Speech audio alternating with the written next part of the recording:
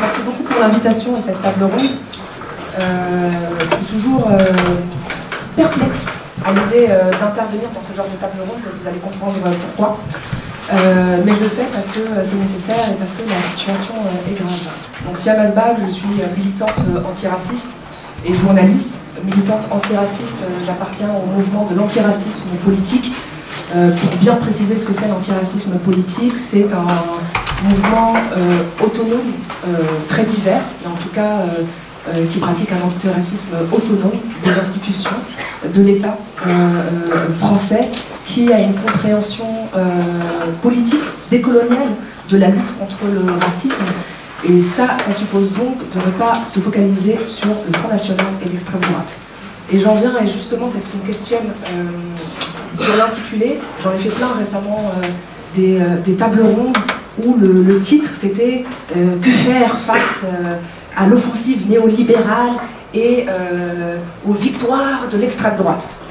Nous, quand on entend ça, on se regarde toujours un peu dans le blanc des yeux en se disant ouais, ils sont encore passés à côté. Ils sont encore passés à côté. Pourquoi? Parce que l'extrême droite, pour nous, tacler le Front National et tacler l'extrême droite, quand on s'attaque au nationalisme, au racisme et au pouvoir colonial en France, c'est confortable. C'est ce qu'il y a de plus confortable. Focaliser sur l'extrême droite, focaliser sur le Front National aujourd'hui en France, c'est à la fois refuser d'assumer ses responsabilités et à la fois ne pas comprendre ce que c'est le racisme et ce que vivent donc les non-blancs en France. Attention, mon intervention va piquer. Je vois déjà tes yeux se lever, ça fait toujours cet effet, mais croyez-moi, tout le monde va s'en sortir, tranquille. Donc, c'est super important parce qu'on ne peut pas parler de convergence, on ne peut pas parler d'alliance entre le mouvement social blanc, j'ai dit blanc, attention, ça commence, entre le mouvement social blanc et le mouvement de l'antiracisme politique. Et ces alliances, ces convergences, elles passent d'abord par la reconnaissance de ce dont on parle et l'arrêt de la focalisation sur l'extrême droite et la compréhension du racisme comme quelque chose de structurel, quelque chose qui structure la société française, quelque chose qui est partagé par l'ensemble des partis politiques, des mouvements sociaux, etc. etc. Comme je l'ai dit, les convergences, elles sont compliquées. Elles sont compliquées et malgré tout la situation est très grave. Et donc elles sont nécessaires. Elles sont nécessaires, mais elles ne peuvent pas se faire sans un travail des mouvements sociaux. Et là, je vais m'adresser à vous en fait, parce que je pense que vous êtes beaucoup, vous faites partie des organisations des mouvements sociaux, vous êtes des militants, etc. Des militants que moi j'ai pas l'habitude de croiser, donc je vais m'adresser à vous. Le travail, c'est vous qui devez le faire. Et comme je suis gentille, je vais vous préparer 4 pistes d'action pour faciliter ces alliances et cette convergence. La première, pour entrer dans le vif du sujet, c'est que ce n'est pas possible de travailler sur ces questions-là, ce n'est pas possible de faire face à l'extrême droite, au racisme,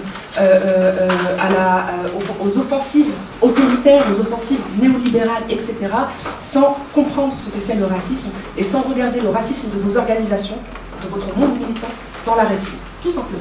Et je le dis comme je le pense.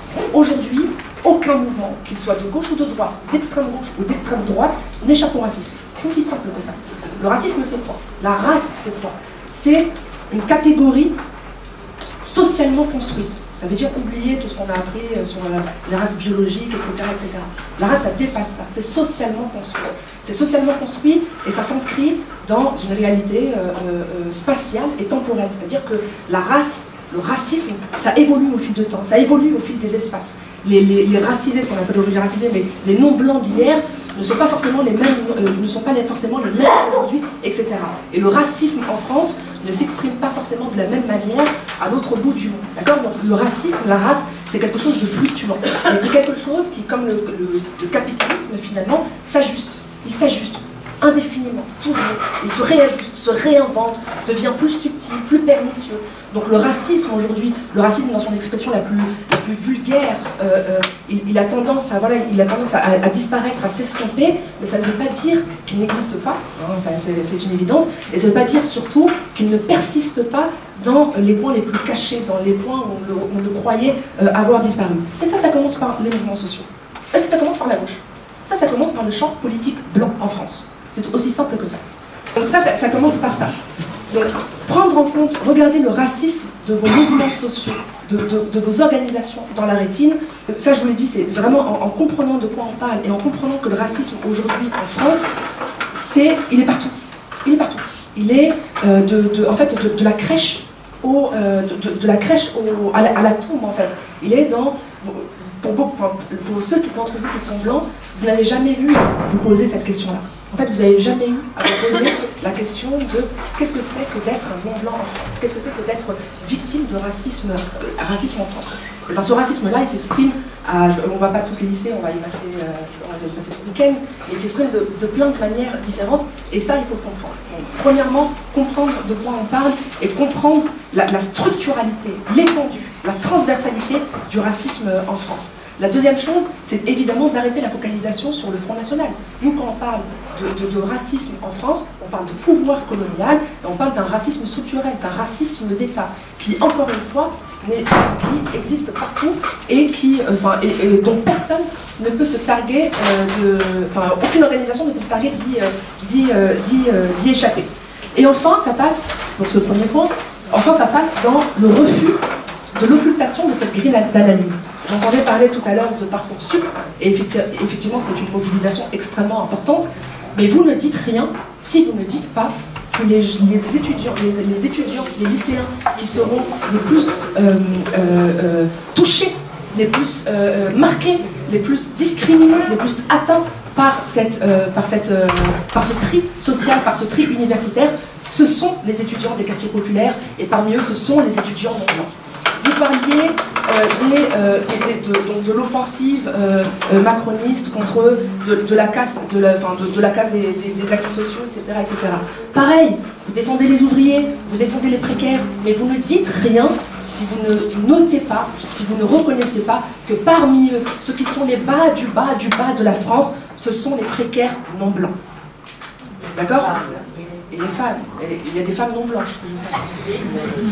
Donc elles sont encore plus marquées. On va y revenir sur ce point-là parce que la question du genre, elle est importante, et la manière d'imposer la question du genre toujours pour comme euphémiser la question raciale. Évidemment que le genre il est important, mais il y a des femmes non blanches en France, et donc effectivement, ce qui est valable pour le reste de la société française, c'est-à-dire que les discriminations, le patriarcat, les discriminations de genre qui touchent la société française, et ben c'est juste que ça s'applique encore plus pour les femmes non blanches qui elles sont au bas de la hiérarchie sociale en France. Et enfin, ça passe par, ça aussi c'est une fausse polarisation qu'on retrouve beaucoup dans les mouvements de gauche et d'extrême gauche, le faux débat entre non mais c'est pas une question raciale, c'est une question sociale. Ouais, mais la question raciale c'est une question sociale en fait. La question raciale c'est une question sociale. Pourquoi? Parce que ça fait tout simplement partie parce que nous faisons tout simplement partie de la société, et que, encore une fois, quand vous parlez des droits des ouvriers, quand vous parlez de la précarisation, quand vous parlez de ce qui se passe pour les étudiants, quand vous parlez, peu importe le sujet dont vous parlez, il a un impact encore plus grave, encore plus important pour les non-blancs. D'accord? Donc ça c'était sur le premier point, et je reviens encore une fois dessus, c'est extrêmement important pour qui veut travailler sur la question de la convergence des luttes et sur la question des alliances, d'adopter, de comprendre, d'inclure les grilles d'analyse raciale. Parce que sans ça, vous passez à côté.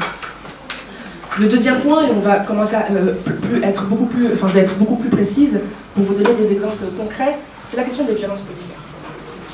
La question des violences policières, elle est extrêmement importante en France. Elle est extrêmement importante parce que ça fait des décennies que ça dure, parce que la police discrimine, parce que la police frappe, parce que la police blesse, parce que la police mutile, et parce que la police tue.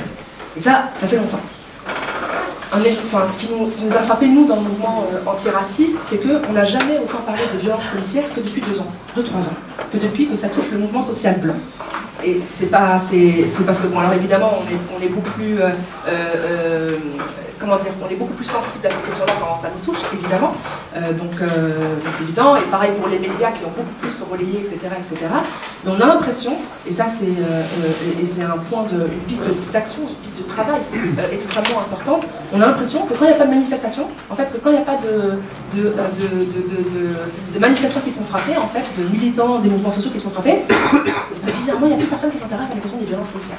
En fait, la question des violences policières, ça ne s'arrête pas toujours maintenant. C'est pas quand il y a des manifestations, quand le mouvement social est en action. La question des violences policières, elle existe, elle est présente tout le temps. Elle est présente dans les quartiers populaires depuis des décennies, de manière extrêmement brutale.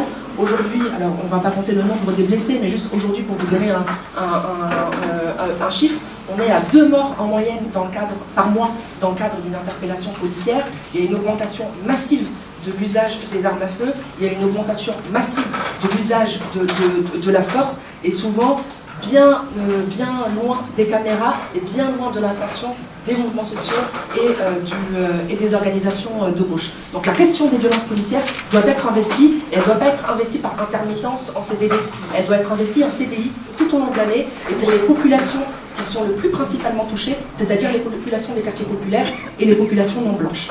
La troisième question, et il me reste 2 minutes, donc je vais mettre un coup d'accélérateur, c'est évidemment la question de l'islamophobie.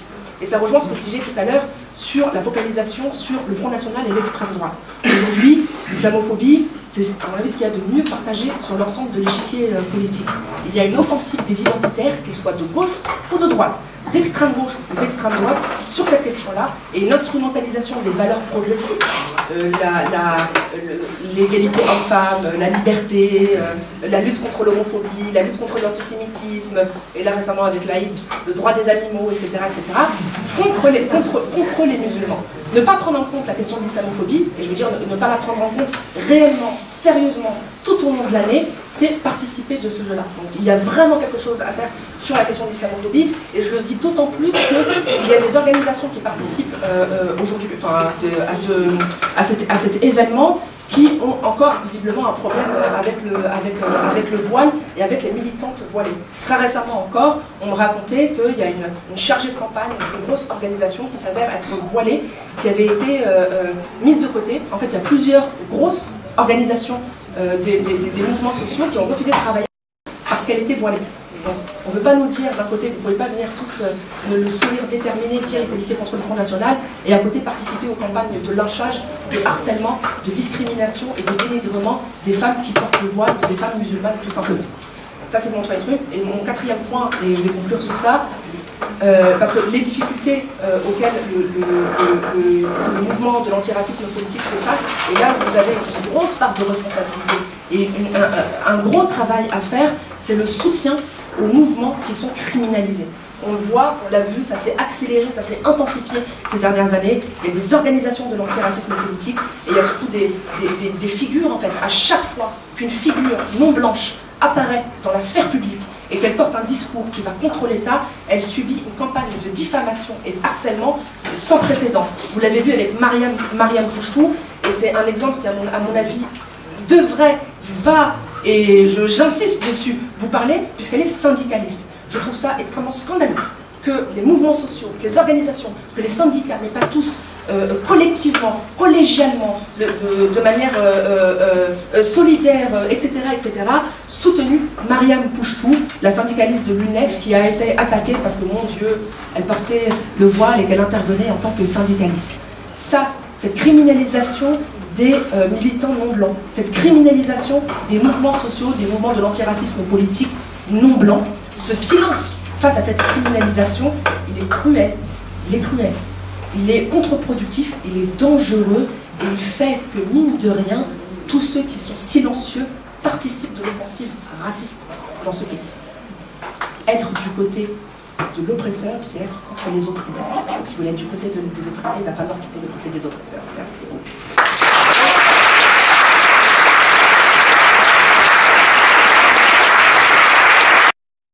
Ça pique toujours, parce qu'il y a un impensé dans la question raciale en France, c'est la blancherie, c'est la question des blancs. On pense les non-blancs, on pense le racisme. Alors oui, vous êtes tous contre le racisme, je suppose, vous voulez tous lutter, vous êtes tous plutôt humanistes, tous plutôt progressistes, vous avez tous des valeurs superbes, etc. Mais l'impensé qui fait que, au final, la question raciale, elle est impensée, c'est la blanchité. Et en fait, comme vous êtes la norme dans ce pays, vous ignorez. J'avais remarqué, je pense que vous avez remarqué, que la salle était majoritairement composée de blancs. Et ça, c'est juste une remarque cosmétique. Parce que le vrai problème, et ça va permettre de répondre à plein de questions, c'est pas juste que la salle est composée de blancs, c'est que vous pensez comme des blancs. Et je vais vous dire pourquoi très précisément. Mais c'est ça le problème, et c'est ce qui fait que les convergences sont compliquées, et c'est ce qui fait que, non, en fait, non, les gens l'université d'été de l'année prochaine, ou d'après, ou même d'après, ou même d'après, et ça ne pourra pas être massivement composé de militants des quartiers populaires ou de non-blancs, pour plein de raisons, mais notamment parce que notre espace-temps en vrai n'est pas le même que celui de la population, majoritaire sur plein de sujets, qui a une difficulté de prise en compte de certains sujets, qui a un aveuglement sur certains sujets, qui a des méthodes de mobilisation qui sont complètement différentes, qui sont complètement différentes, tout simplement, qui ne collent pas, etc., etc. Donc ça, c'est difficile, et en vrai, ça fait que la question n'est pas tant de savoir qui compose cette salle. C'est pas ça en vrai la question. Moi c'est pas ce qui. Oui, c'est vrai, vous êtes majoritairement blanc, comme les mouvements sociaux sont majoritairement blancs, mais c'est pas ça la priorité, c'est pas ça notre urgence. L'urgence, elle est dans l'intégration de la grille d'analyse décoloniale et antiraciste sur toutes les questions. Ça me permet de rebondir juste tout à l'heure. Je pense que votre question ne s'adressait pas à moi, mais il y a un truc qui m'a marqué dans ce que vous avez dit. Les luttes antiracistes et féministes sont sectorielles. Eh ben non, pas du tout. Elles ne sont pas sectorielles. C'est pas un secteur, les luttes féministes et antiracistes, c'est pas des secteurs. Elles sont transversales.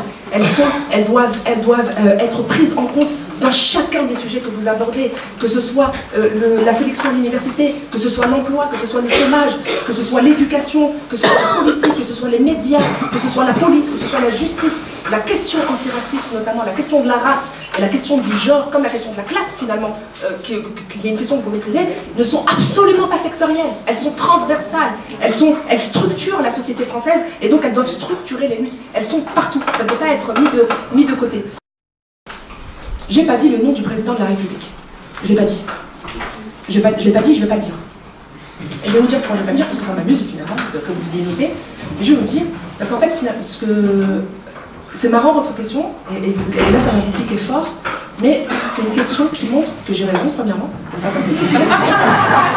Et la deuxième chose, c'est une question qui montre que votre centre de gravité, c'est pas juste que vous êtes blanc, c'est que votre centre de gravité, c'est la blanchité. Pourquoi je dis ça? Parce que nous, nos problèmes, ils n'ont pas commencé avec Macron. Ils n'ont pas commencé avec Macron. Mais les autres non plus. Il n'y a pas de problème. Je parle pour moi, là, on me pose une question. On se met nous, tranquille, on m'a posé une question, je réponds. Non, j'ai introduit comme ça, je vous ai dit, mon point de vue, c'est un point de vue de militante antiraciste, de l'antiracisme politique. Donc je parle en tant que militant des quartiers populaires et en tant que militant de l'antiracisme politique. C'est mon point de vue, je réponds à la question qui m'a été adressée, je sais que vous avez plein de problèmes. Donc nous, nos problèmes, ils n'ont pas commencé avec Macron. Ça, c'est la première chose. La deuxième chose, alors l'offensive, quelles que soient les offensives, l'offensive néolibérale, enfin la précarisation des quartiers populaires, la précarisation des non-blancs, la pauvreté, les attaques, quelles qu'elles soient, les attaques racistes, etc., tout ça, ça a commencé, enfin, je veux dire, pour nous, ça fait des décennies que ça dure. Mais surtout, c'est pas ça. Et ça montrerait que la différence de nos espaces-temps. Mais Macron, donc pour beaucoup de jeunes des quartiers populaires, Macron, c'est des opportunités qu'il offre. Macron, c'est des opportunités qu'il offre dans leur perception des choses, mais en fait, vous pouvez continuer à être déconnecté ou entendre ce que je vais dire. Dans beaucoup de quartiers populaires, tel que Macron est perçu, pour deux raisons. Il y a deux raisons qui font que Macron est vu, pour certains, pas pour tous, mais c'est aussi le fait d'une dépolitisation, etc., etc. Ça s'explique par plein de raisons, pardon. Mais il y a deux choses qui font que Macron n'est pas, pour nous, c'est pas le problème, enfin, en tant que tel, c'est pas l'individu qui va concentrer, je ne vais pas dire Macron pour vous faire plaisir. Pourquoi? La première chose, c'est par exemple le cas de Uber, qui est super intéressant. Vous êtes tous contre l'ubérisation de la société, etc., etc. Mais Uber, la réalité, c'est quoi? La réalité, c'est que dans les quartiers, il y avait un tas de mecs qui étaient discriminés, qui ont été abandonnés par l'éducation nationale parce que c'est des hommes indigènes, qui ont été mis de côté, qui ont été souvent, pour plein de raisons sociales, raciales, etc., qui ont connu des parcours de délinquance, qui ont connu des problèmes avec la justice, qui ont connu et qui connaissent des problèmes de discrimination à l'emploi, etc., dont le mode de vie, les choix professionnels, etc., font qu'ils ne se veulent pas au mode de professionnalisation classique, habituel, etc. Mais pour plein de mecs, mais prenez n'importe quel Uber, demandez-lui, enfin, vous êtes à Grenoble, mais pour ceux qui viennent d'Île-de-France, etc., demandez-leur, frère, d'où tu viens? Pourquoi tu travailles chez Uber? Ils vont vous dire, oui c'est dur, oui je travaille 50 heures par semaine, oui, j'en prends souvent, ils me disent on se casse la tête, on travaille 7 jours sur 7, 50 heures par semaine, on compte plus nos heures, ça fait 1 an j'ai pas pris de vacances, etc., mais au moins je taffe. mais au moins je travaille. Qu'est-ce que vous allez faire contre ça? Qu'est-ce que vous allez dire? Alors évidemment, je vous rejoins, moi, sur les constats sociaux, sur les questions économiques, etc. C'est pas la question. Mais sauf que moi, mon rapport politique, en tant que militant de l'antiracisme politique, c'est pas un rapport moralisateur, ou c'est pas un rapport déconnecté de réalité. Ça, c'est la première chose. Et la deuxième chose, juste qu'il faut bien que vous notiez, c'est que Macron, quoi qu'on en dise, on en a beaucoup à dire. Macron, il nous a donné des vacances sur la question de l'islamophobie et du racisme. C'est-à-dire que Hollande, oui, je vais vous expliquer pourquoi. Hollande et Valls, ce qu'on a vécu lors de la dernière mandature présidentielle, je pense qu'on n'a pas vécu de la même manière, mais pour nous c'était terrible. C'était d'une violence inouïe. Vous ne pouvez pas vous rendre compte de ce qu'on a vécu en fait avec Valls en tant que Premier ministre, etc. Vous ne pouvez pas imaginer ce qu'on a vécu. Et bien là, vous pouvez demander à n'importe qui, au moins Macron. Alors il le fait sur d'autres formes, via ses ministres, qui sont des ministres, il y en a plein, des racistes, etc. Bref, c'est un autre sujet. Mais au moins Macron n'est pas dans une laïcité de combat. Il ne va pas nous allumer toute la journée à la télé sur l'islam, nanana, etc. Et ça pour beaucoup, ça change la donne. Tout ça pour dire juste qu'il y a, enfin je veux dire, à un moment donné, il faut se connecter, en fait, c'est des réalités qui ne vont pas vous faire plaisir, qui ne correspondent pas à votre manière de voir le monde, qui ne correspondent pas à la manière dont vous êtes fabriqué le monde, etc. Mais c'est aussi ça, prendre en main la question raciale, la question des quartiers populaires, etc. C'est accepter qu'il y ait des gens dans ce pays qui vivent d'autres réalités que vous, qui vivent dans d'autres espaces spatio-temporels que vous, qui n'ont pas la même chose, etc. Et enfin, juste une dernière chose, mais ça rejoint, vous avez dit, avec Benalla, la ligne rouge a été franchie. Mais non, mais pas du tout. Pas du tout pour nous. Ce qui a été franchi pour nous, la ligne rouge qui a été franchie pour nous, avec Benalla, c'est que justement, pour tout le monde, la ligne rouge a été franchie, alors que pour nous, elle a été franchie à la mort d'Adama Traoré, à la mort de Cheoulou, à la mort de...